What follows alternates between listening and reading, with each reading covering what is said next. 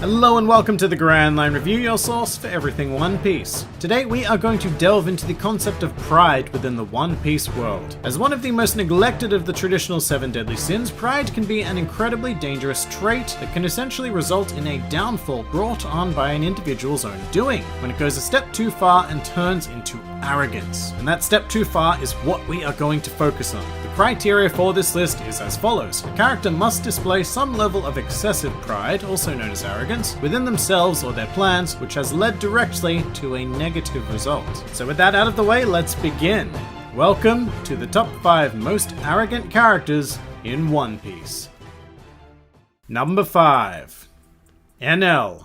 As a man who referred to himself as, and more than likely believed that he was, a god, Enel certainly fits the criteria of being a proud character to say the least. I mean, he even displays that super tropey trait of an annoying genius eating an apple. I don't know why it is, but there's something about eating an apple that's just so damn arrogant. But anyway, the main cause for Enel's pride was actually pretty well founded. His devil fruit is the only fruit in the entire series that has been referred to as being in the invincible class, and made him immune to most sources of damage, as well as increased his destructive capabilities to the point where he can destroy entire islands with ease. Oh, and he also possesses one of the most OP senses of observation haki we've seen in the entire series. But with all of this power, Enel quite understandably became incredibly slack and over-reliant on his natural abilities. So when the unthinkable happened and a rubber man arrived in the sky, Enel was pretty much finished on the spot. For all of his power, he simply could not stop one very determined rubber boy.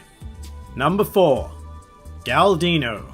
More commonly known as Mr. 3, Galdino is, or at least was, an exceptionally proud man, having earned one of the top spots within the Baroque Works organization through sheer intellect. So Galdino certainly was an intelligent man. However, he also believed that he was an artist, and that is the first sign of danger because art is not a logical process, and an application of excessive intelligence to the practice of art can result in a very convoluted outcome. And that very scenario happened to Galdino when his overly complicated plan to create living sculptures on a giant birthday cake candelabra was thwarted. With relative ease, I might add. The issue here is that Galdino was so convinced of his own superior intelligence that he put far too much stock in his own unnecessarily complicated ideas, building a plan with a false foundation that toppled and began a string of events that saw him being sent to the underwater prison Impel Down. I feel like that's a pretty high price to pay for being just that little bit too proud of oneself, but it must be said that during and after his experiences in Impel Down, Galdino became a much more humble person and is now presumably able to apply his intellect in much more practical ways.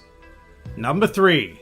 Moving on, we actually have Galdino's former boss, Sir Crocodile. In terms of intelligence, Crocodile is several steps up from Galdino in every way, and doesn't have the pesky sense of artistry to hold him back. Crocodile is one of those people who comes up with backup plans for his backup plans, and has a tendency to work out his victory down to the very last detail. However, all it takes is one moment of arrogance to send all of that toppling down. As far as I can tell, Crocodile made one mistake during the entirety of his Alabasta infiltration and assault. That mistake was not killing Monkey D. Luffy when he had the chance, and I should point out that he made that mistake twice. Instead of finishing the job, Crocodile arrogantly assumed that his power had overwhelmed Luffy, and in 2 instances, he simply walked away, to which Luffy recovered and struck back on both occasions. And I really must stress just how huge a mistake this was, because it didn't matter that Princess Vivi had discovered his plans, it didn't matter that the other Straw Hats had managed to defeat the entirety of his organization. The only thing that prevented Crocodile being victorious was that final showdown with Luffy. One mistake made out of pure vanity cost Crocodile everything he had been working for. But hey, at least he was able to earn a spot on this list. Number 2. Doflamingo. Don Quixote Doflamingo was raised as a celestial dragon, so it's no wonder that he grew up believing that he was naturally superior to every other being in the world. This was further cultivated by growing up as the head of a crime family, and by the time Doflamingo was an adult, his arrogance and sheer belief in himself was at an overwhelming level. For the most part, Doflamingo doesn't even consider his defeat a possibility. As a result, he engages in exceptionally risky behavior, which during the Dressrosa arc culminated in his defeat. One prime example of this is the fact fact that he put the actual Mera Mera no Mi in a chest for the Colosseum prize, believing there was no way that his officer could be beaten. And just where do I begin with this? I mean, if there's no way that Diamante was going to be beaten, then why bother even putting the fruit in there and risking, say, the number 2 officer of the Revolutionary Army stealing it and using it to contribute directly to your downfall? And Doflamingo was full of that sort of thinking, right up until the final blow, actually. He waited far too long to take the threat on Dressrosa seriously and paid a huge price as a result of his arrogance. Number 1. Arlong.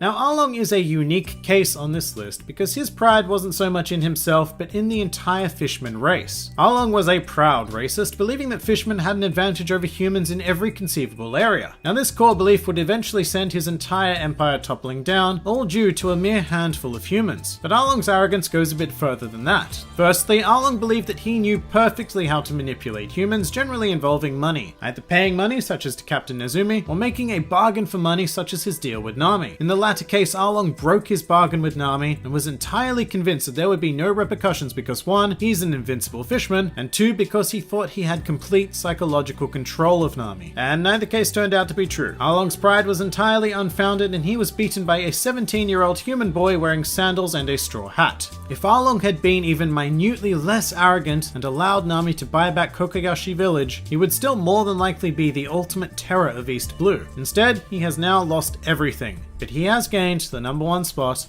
on this list. And that pretty much does it for the top 5 most arrogant characters in One Piece. If you enjoyed this video, then feel free to like, favorite, or subscribe, and please do comment with your own, let's say, overly proud characters. This has been the Grand Line Review, and I'll see you next time.